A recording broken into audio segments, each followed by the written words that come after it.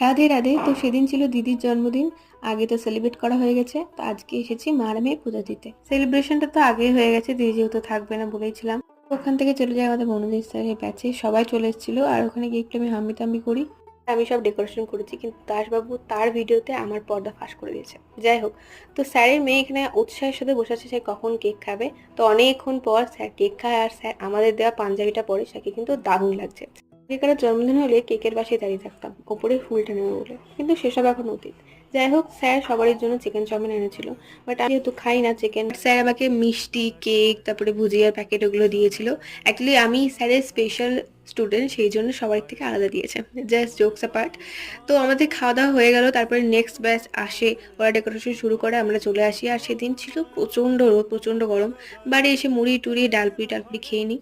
ভিডিওটা এ পর্যন্ত ভালো লাগলে লাইক, শেয়ার অ্যান্ড সাবস্ক্রাইব করে আমার চ্যানেলটাকে। দেখা হচ্ছে নেক্সট ভিডিওতে।